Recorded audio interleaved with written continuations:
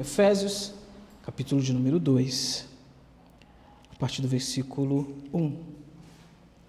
Diz assim o texto: Ele vos deu vida, estando vós mortos nos vossos delitos e pecados, nos quais andastes outrora, segundo o curso deste mundo, segundo o príncipe da potestade do ar, do espírito que agora atua nos filhos da desobediência, entre os quais também todos nós andamos outrora, segundo as inclinações da nossa carne, fazendo a vontade da carne e dos pensamentos.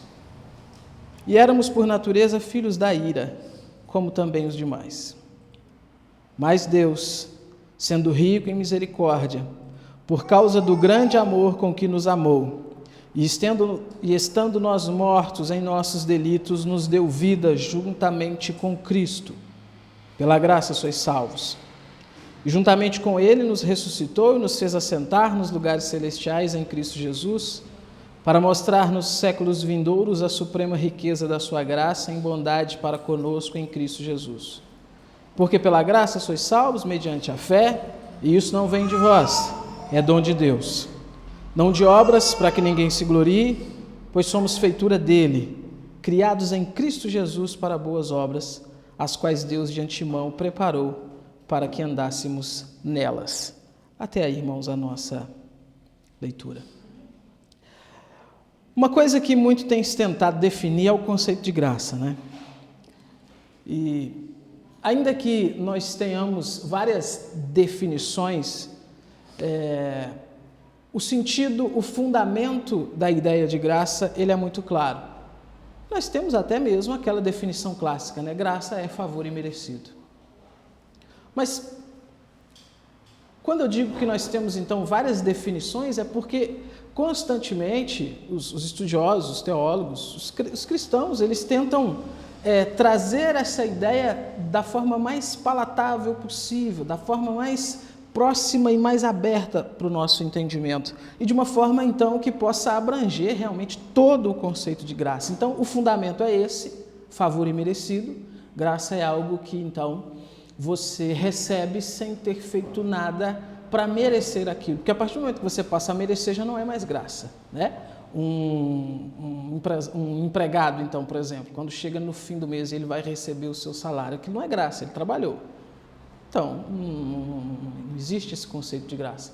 Agora, quando se recebe algo e não se fez nada para merecer, então, aquilo, essa é a ideia fundamental de graça. Mas tem um teólogo chamado Kevin Van Hooser, eu gosto muito do que ele escreve, e ele define graça da seguinte maneira, olha só: a graça de Deus diz respeito ao modo em que o Pai, o Filho e o Espírito Santo compartilham seu amor, sua vida e sua luz, respectivamente, com aqueles que não são Deus. Acho isso fascinante, porque ele consegue pegar aqui um ponto importantíssimo ao se analisar graça, que é a Trindade. Ele analisa a graça, então ele conceitua a graça a partir da Trindade. Porque pensa comigo, nós temos aí a Trindade, essa doutrina e esse conceito importantíssimo para a gente no cristianismo, que basicamente diz para a gente que o nosso Deus, ele é composto eternamente pela pessoa do Pai, do Filho e do Espírito Santo. De forma que são três pessoas distintas, três personalidades distintas, mas que nós temos apenas um único Deus, não são três deuses. Então nós temos um Deus que existe eternamente, subsiste eternamente na pessoa do Pai, do Filho e do Espírito Santo.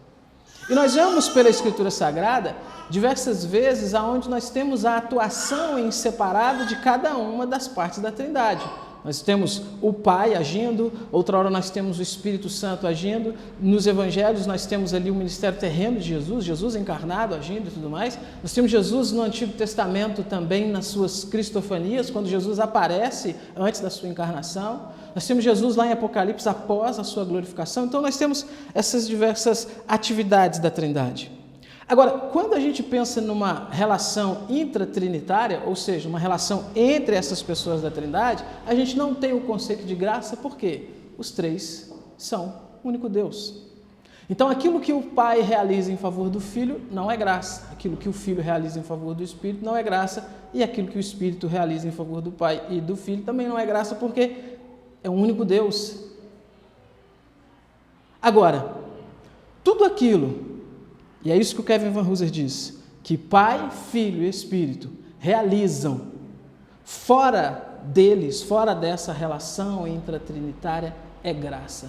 Porque tudo aquilo que está fora de Deus não tem merecimento algum de nada. Consegue perceber então que é muito mais profundo essa visão, analisar graça por esse lado então, porque mostra para a gente que tudo o que está fora de Deus é graça. A gente até faz uma conceituação diferente, né? Graça comum, por exemplo, e graça especial, pensando em graça comum na salvação, em graça especial na salvação, e a graça comum é a graça de Deus que é dispensada sobre toda a criação para fazer as coisas continuarem funcionando, né? Por exemplo, talvez o camarada que inventou esse microfone aqui não seja crente, às vezes tem ódio de Deus. Por que ele fez isso? Porque ele é muito inteligente. Graça comum de Deus dispensada aí na sua criação, para que as coisas funcionem. Então veja, tudo é graça. Então, partindo dessa descrição do Van Hooser, eu quero que você então tenha sempre isso em mente. Então, graça é toda essa atividade que Pai, Filho e Espírito realizam fora deles. Agora vamos lá. E nós?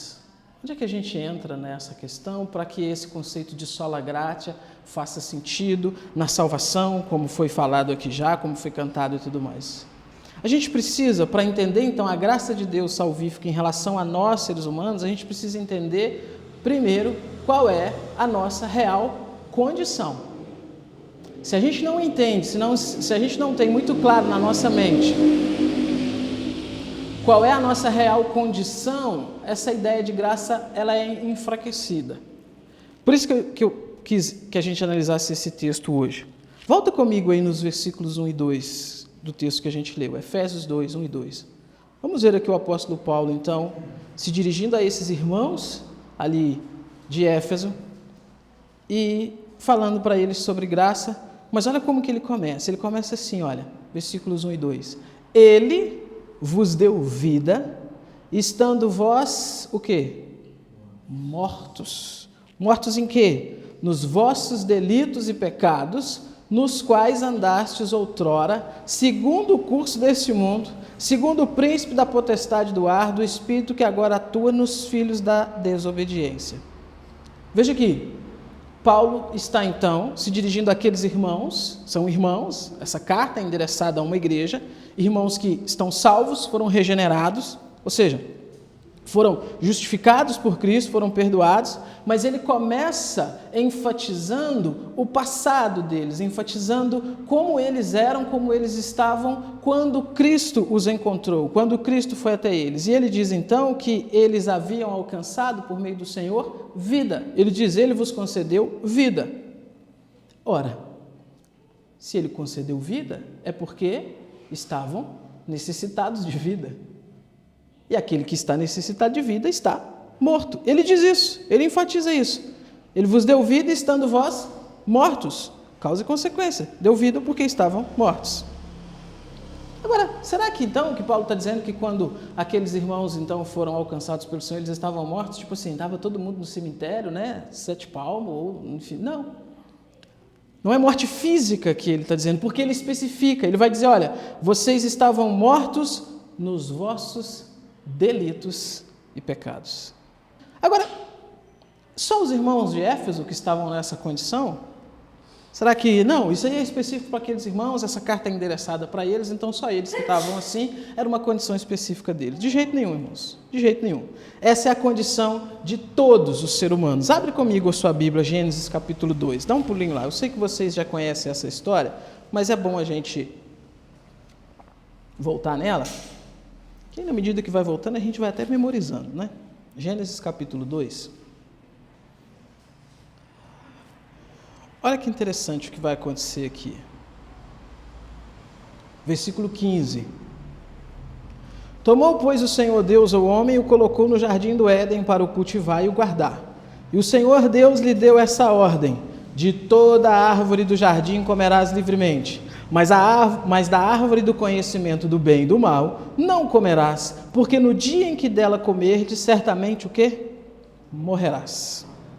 Certamente morrerás. Essa é a sentença, então, que Deus deu ao homem, caso o homem desobedecesse à ordem de Deus. E a gente conhece bem a história, a gente sabe o que aconteceu. O casal fez exatamente aquilo que Deus tinha falado para não fazer.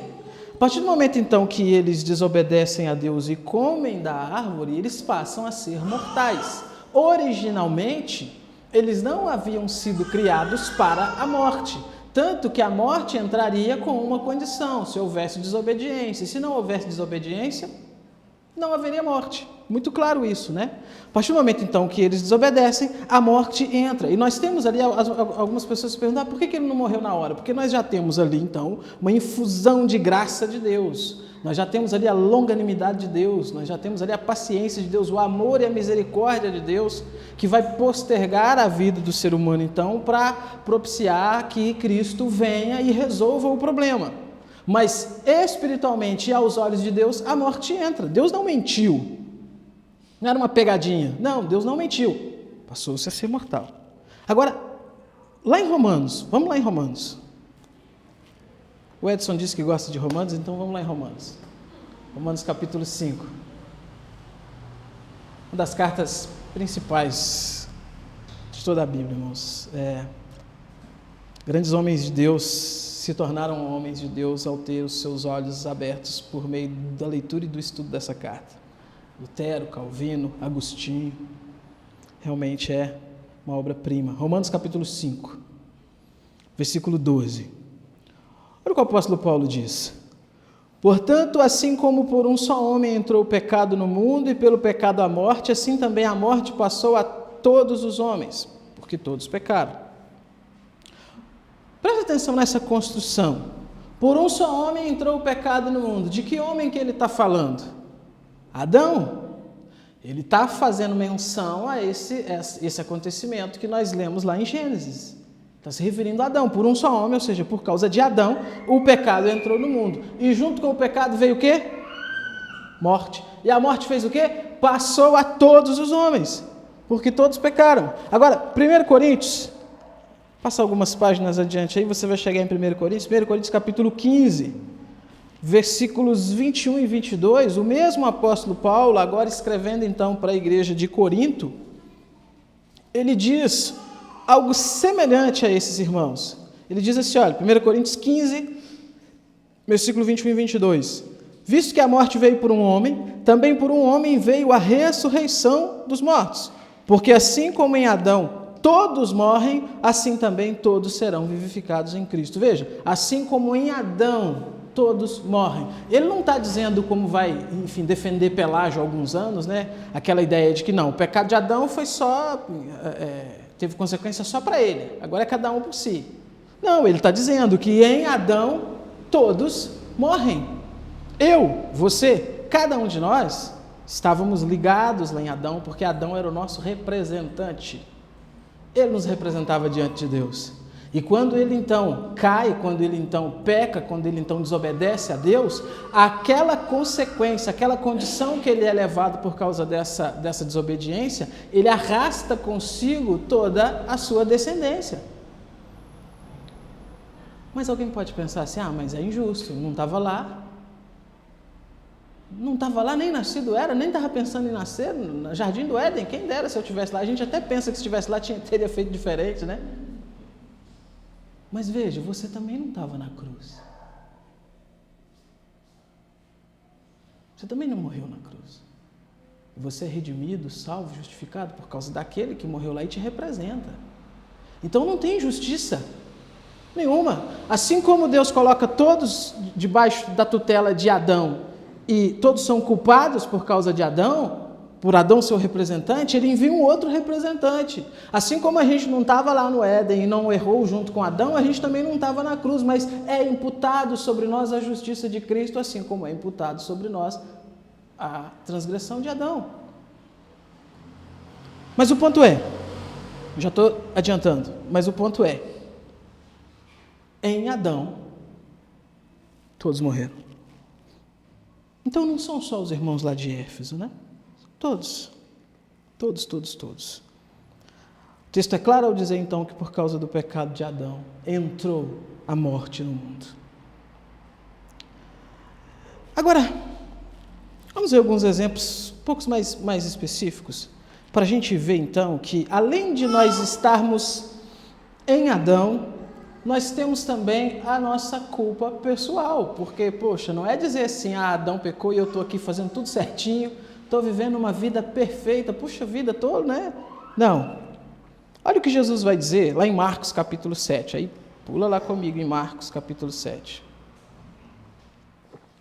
Além dessa questão, então, original de imputação, de condição do homem perante Deus, a Bíblia, ela, de Gênesis a Apocalipse, ela é clara ao mostrar para a gente que os seres humanos, eles aderiram a essa maldade inerente, a esse pecado inerente, e eles consecutivamente passaram a pecar, desobedecer a Deus, fazer coisas que não devem ser feitas, enfim, entraram numa rebeldia contra Deus constante. Marcos capítulo 7, versículo 21 ao 23, olha o que o Senhor Jesus diz.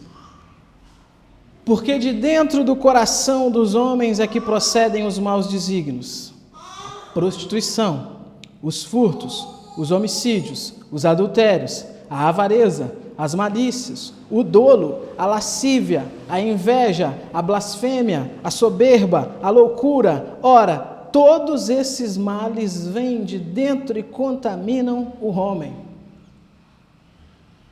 Está vendo?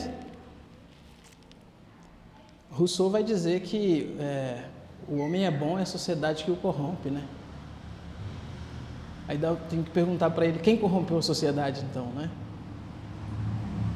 Jesus está dizendo de onde vem a corrupção. Ó, de dentro do coração dos homens é que procedem os maus desígnios, é de dentro do coração.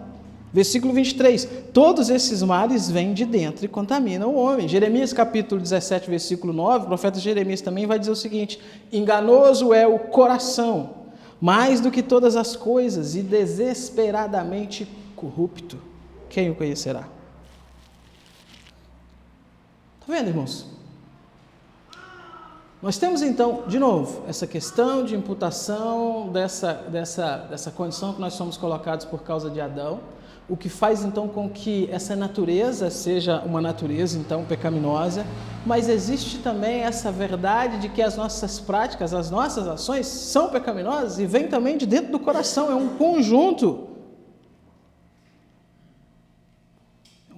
de acontecimentos, de coisas que mostram então que a nossa condição diante de Deus, como Paulo está afirmando aos irmãos de Éfeso, é o quê?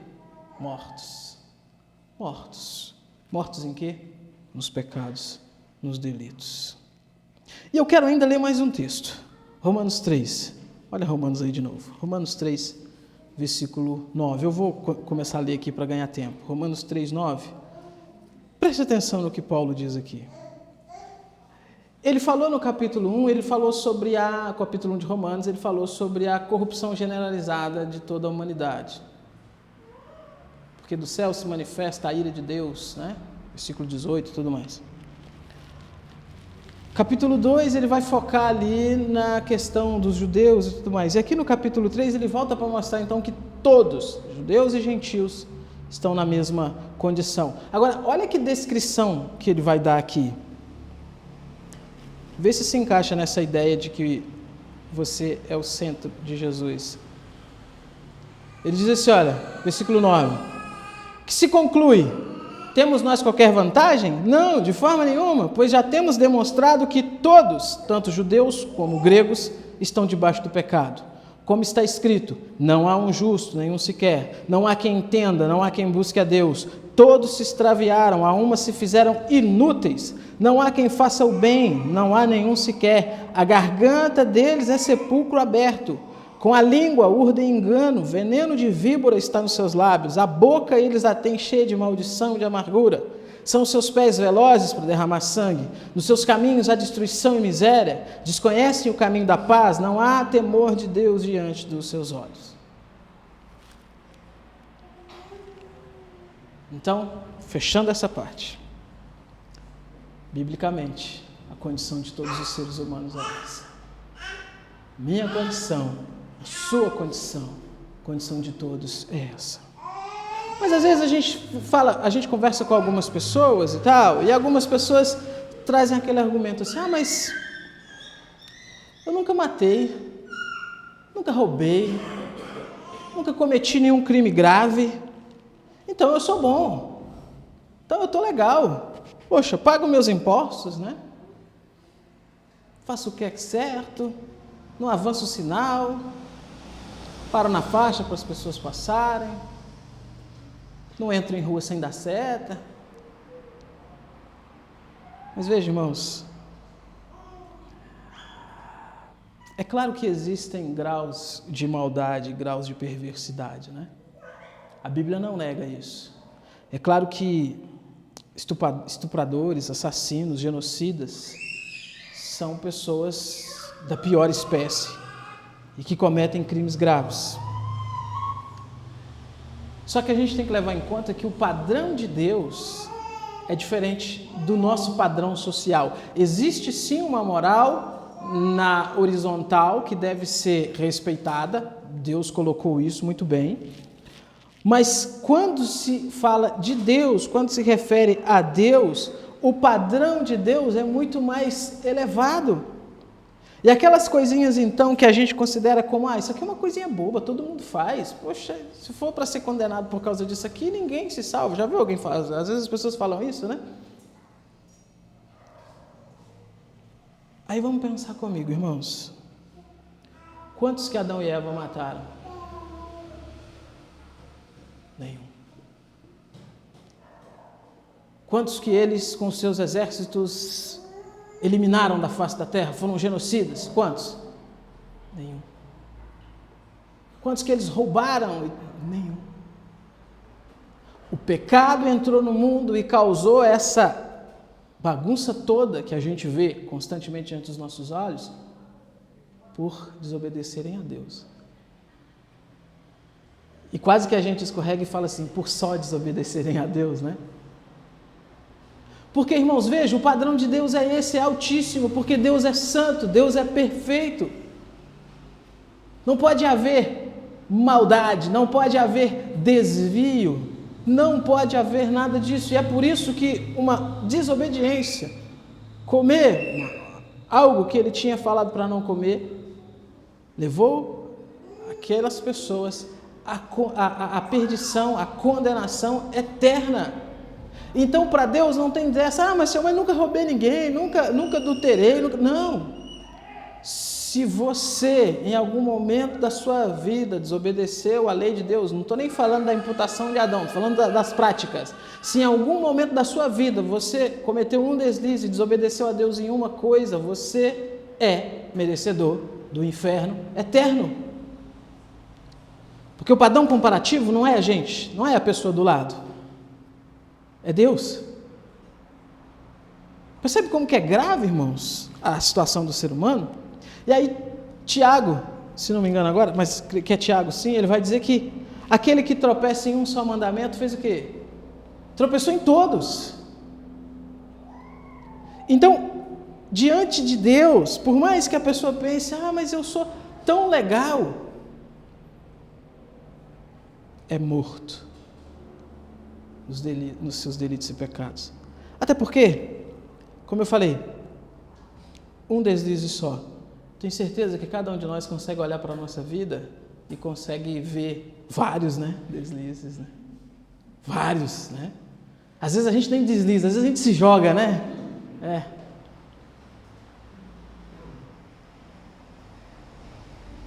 E isso, então, desagrada a Deus, e essa é a condição. Mas não, o tema não é sola gratia? É.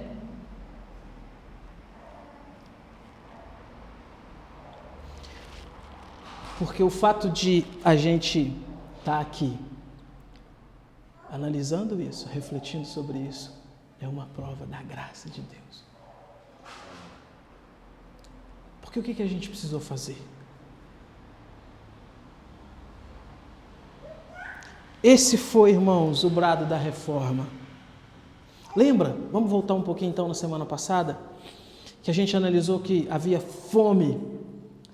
As pessoas estavam totalmente imersas num contexto de peste, pessoas morrendo todos os dias. A peste varreu aproximadamente 30% da população da Europa. É muita coisa, gente. As pessoas não tinham instrução, as pessoas dependiam totalmente, na parte religiosa, daquilo que os padres, daquilo que os bispos faziam, daquilo que a igreja fazia. E como que a igreja, então, oferecia salvação para as pessoas? Olha, você precisa fazer isso, você precisa fazer aquilo, você precisa fazer aquilo outro, indulgência. Aí criaram um tal de purgatório no meio, que a gente não sabe de onde saiu isso, não tem na Bíblia, mas, a ideia é essa, você não cometeu, eles separam primeiro pecado mortal e pecado venial. O venial é aquele que te dá a chance de reparar, mas você não repara aqui, você repara lá no purgatório. O próprio termo, né? Purgar, vai purgar. Uma espécie de prisão, então, para onde as pessoas que morriam iam, para que lá nessa prisão eles, então, dependendo da sentença de cada um dependendo da vida que levasse, tinha uma sentença diferente, e lá, então, eles purgavam esse pecado e depois de milhares de anos eles eram libertos dali e iam, então, para o céu. Jesus não sabia disso, né? Porque Jesus, no ladrão da cruz, ele falou o quê? Hoje estarás comigo no paraíso. E a ideia era que só iam direto para o céu aqueles que tinham uma vida exemplar, aqueles que eram os santos. A gente chama ele de ladrão da cruz, né? Imagina que vida exemplar que ele levava. Converteu ali no último minuto e Jesus fala para ele o quê? Hoje estarás comigo. Jesus não fala assim, meu filho, olha, ainda bem que você creu em mim, agora vão ser tantos anos lá no purgatório, depois disso você vai estar comigo. Não, hoje. Então, enfim. Mas isso era ensinado para as pessoas. E além disso, a gente pôde ver também que era ensinado para as pessoas a questão da indulgência. Ou seja, você, então, comprava o perdão. Criou-se uma hierarquização, toda uma estrutura na igreja, e aquela estrutura, ela dizia, então, que Cristo, ao morrer na cruz, ele conseguiu um saldo. Olha para vocês verem como que a coisa é louca. Cristo conseguiu um saldo infinito. Os santos que viveram nesse mundo, Paulo, Pedro, Maria, eles conseguiram santidade para além daquilo que eles precisavam e ficou um saldo. Então é como se, tipo assim, sei lá, precisava de 100 para pagar. Maria conseguiu 200, então sobrou 100. Esse saldo que sobra fica onde? Fica depositado. E quem que administra isso? O Papa. O Papa. O Papa que administra. E o Papa, então, ele tinha poder, nessa sua administração, para pegar desse saldo que tem ali e depositar na conta das pessoas por meio do pagamento das indulgências. Então, sei lá, eu precisava de 100 pontos para ser salvo. Fiz 20, estou devendo 80. Mas aí, quando o vendedor de indulgências passou lá vendendo, eu comprei a indulgência. O que ele faz? Dependendo do valor que eu pagar, obviamente, né? Taxa de câmbio, IOF, aquela coisa toda, faz a conta ali e vai tirar desse saldo que está lá no céu. Aí coloca esse saldo na minha conta. Olha, você devia 80. Mas pegamos aqui desse depósito que a igreja administra, dos santos que morreram mais de Cristo, vamos colocar na sua conta, e você está livre, você vai direto para o céu. Irmãos, e isso não é porque o catolicismo ele tem uma questão diversa, porque existe o catolicismo real, aquilo que o catolicismo realmente prega, ensina, aquilo que é dogma, aquilo que é ensinamento, e existe as crendices. Existem as crendices, né? Por exemplo, você vê muito católico por aí, qual é o seu signo? O meu é esse. Isso não faz parte da doutrina católica. Os padres, o catolicismo abomina isso, porque isso está dentro das crendices. Esse sincretismo que se faz de catolicismo, às vezes com espiritismo, de reencarnação, aquela coisa toda, A doutrina oficial da igreja abomina isso. Então tem essas crendices, mas isso que eu estou dizendo para vocês, desse depósito que a igreja administra, é doutrina oficial da igreja. Ensina-se isso.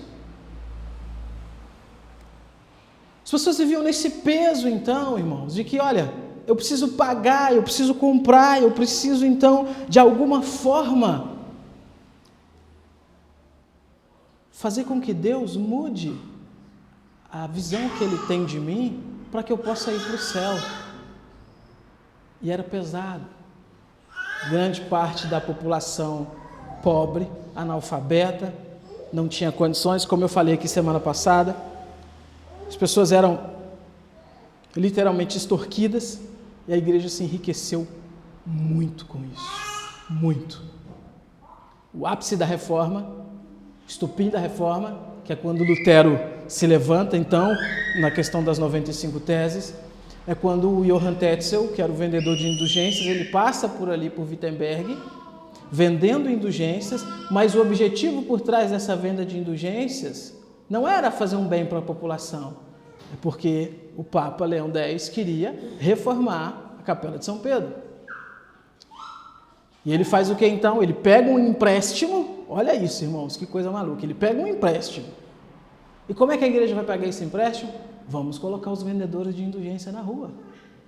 Eles vão oferecer perdão, as pessoas vão comprar. A gente vai ter então o dinheiro para pagar esse consórcio, esse empréstimo que está reformando a igreja.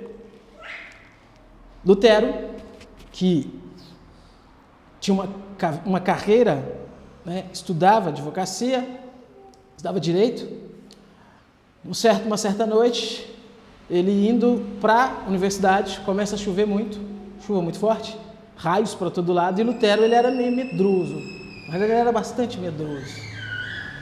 E a história conta que ele cai no chão, então, no meio daquela tempestade, daqueles raios, e ele faz uma promessa para Santa Ana, mãe de Maria, avó de Jesus. E ele diz assim: se você me livrar da morte nessa noite, eu vou abandonar tudo e vou me tornar padre. E ele não morreu e se tornou padre, abandonou a advocacia, abandonou o direito e se tornou padre. Ele vivia muito na sua vida com essa insegurança que era presente em todas as pessoas, que era essa questão: como é que eu faço então para agradar a Deus, para que eu seja salvo, para que eu vá para o céu? Ele consegue reconhecer na sua própria vida essa verdade toda que a gente viu aqui nessa parte da mensagem, de que havia pecado, havia desejos pecaminosos, havia prática pecaminosa, havia uma natureza pecaminosa e havia esse desejo, essa ânsia de se agradar a Deus para se livrar disso. Ele tenta fazer isso por obras, porque era isso que a igreja ensinava. Lutero chega aí até além. O pavor que ele vivia era um pavor tão grande que ele se confessava várias vezes por dia.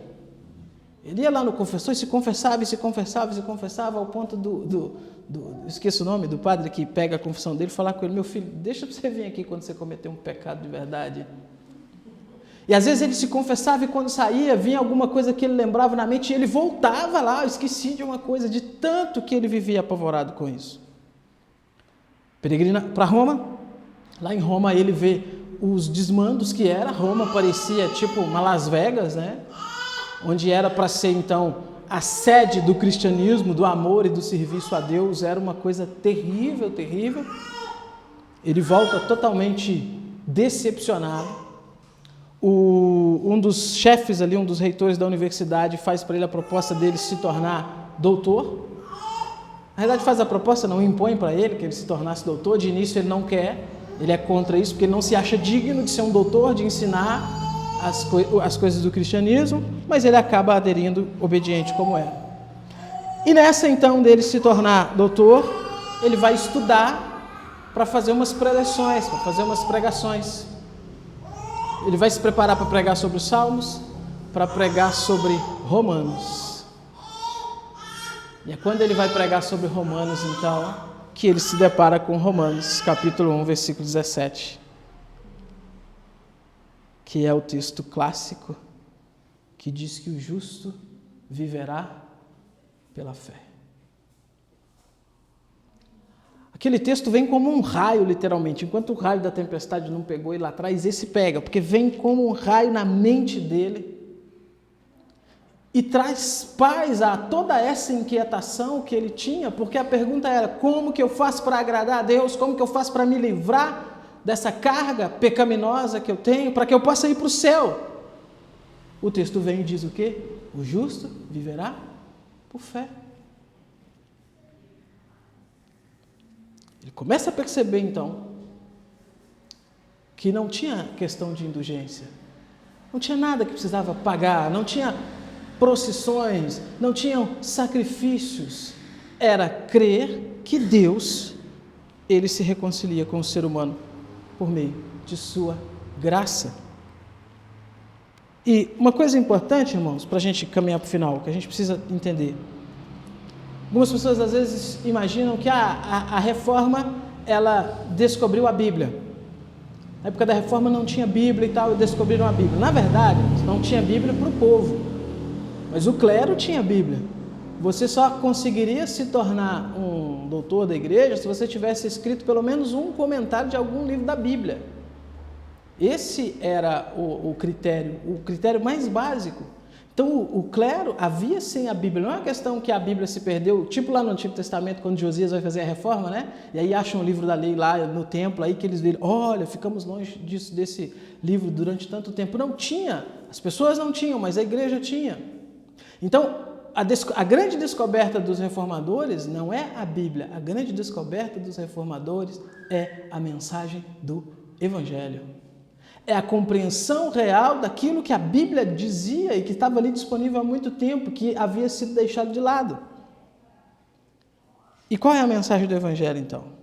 Efésios, capítulo 2, versículo 4, dando sequência ao texto que a gente leu para a gente finalizar.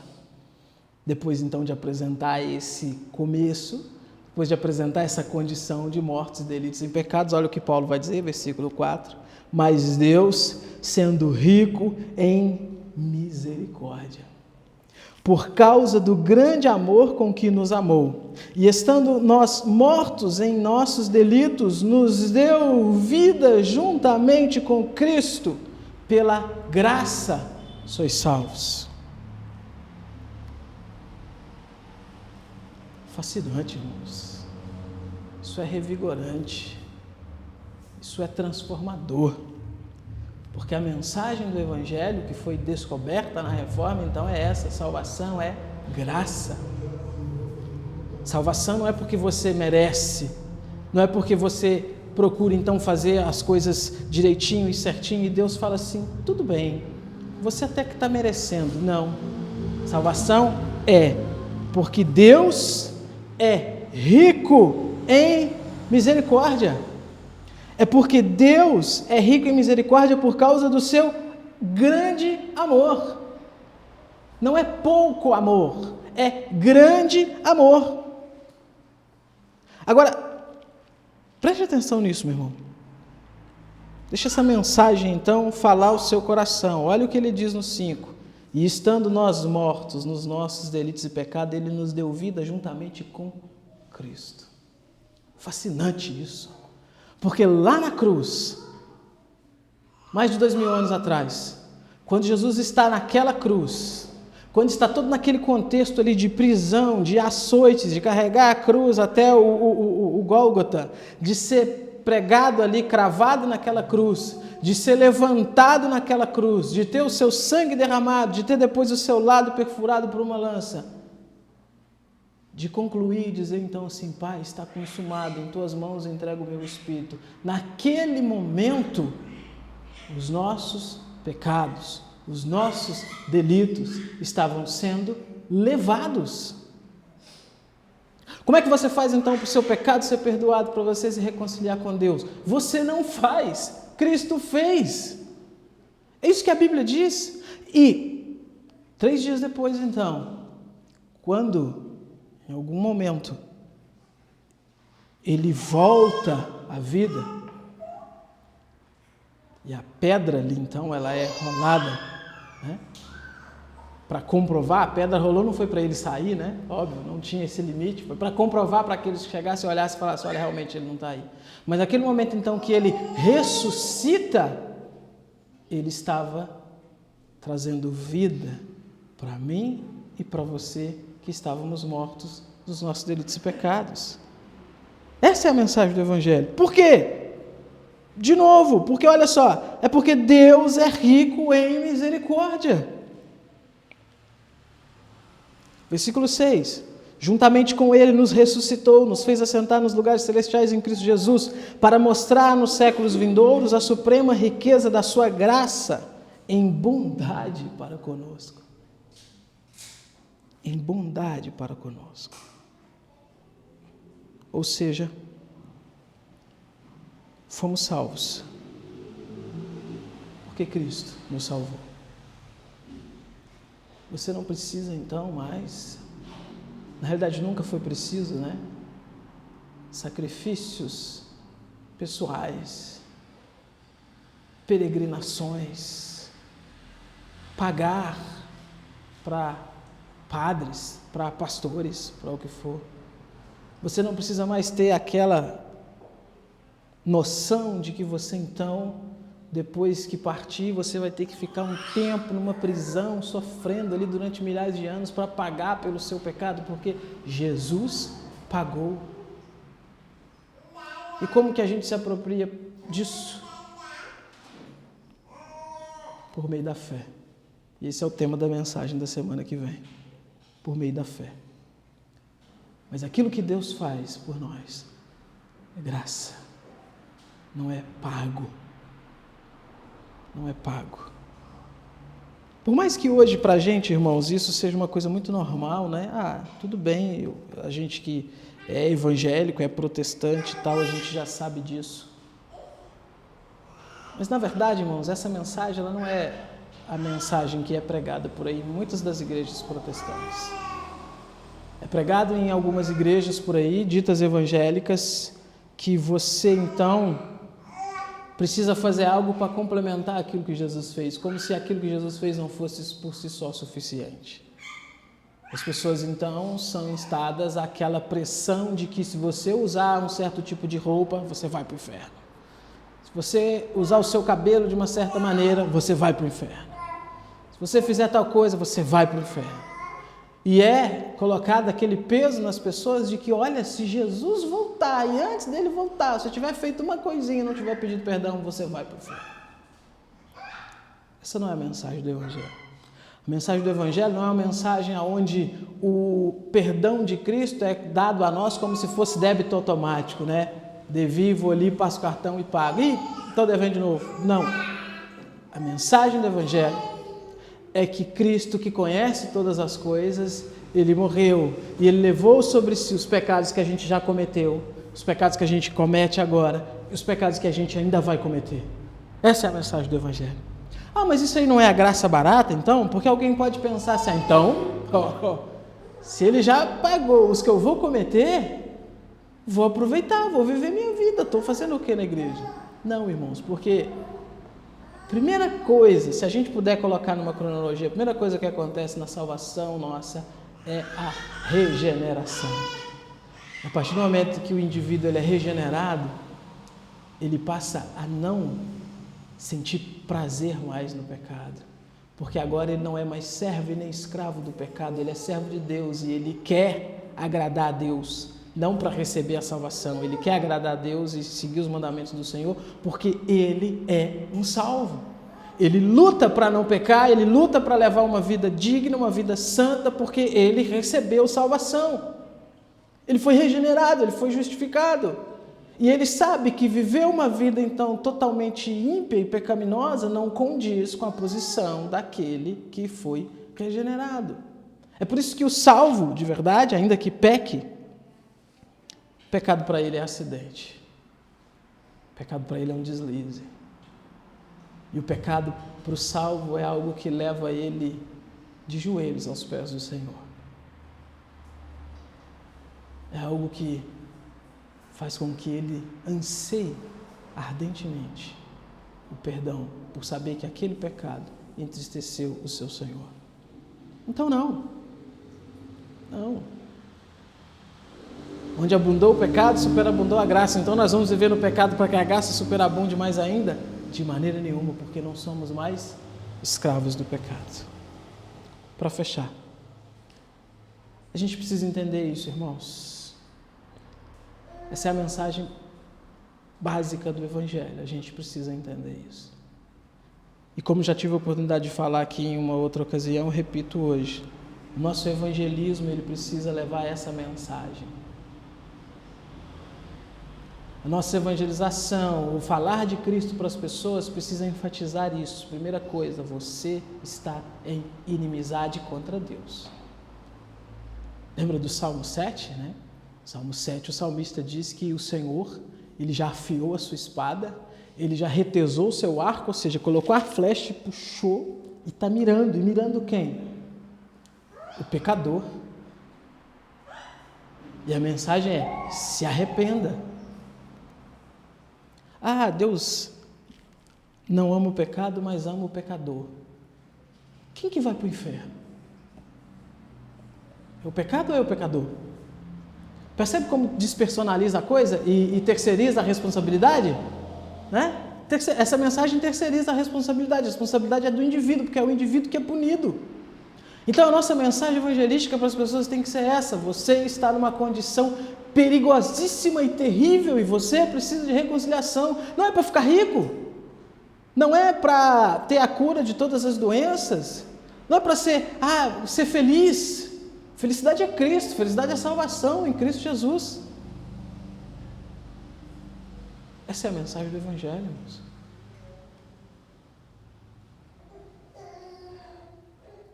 A gente precisa entender isso. A gente precisa ter essa mensagem clara no nosso coração. Se isso está sendo claro para você pela primeira vez hoje, ore. Ore. Agradeça a Deus por isso, porque está sendo claro essa mensagem.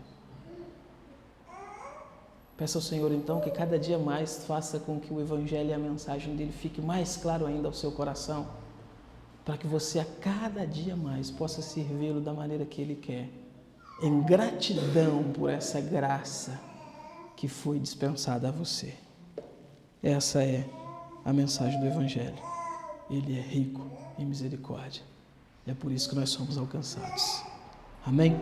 Feche seus olhos.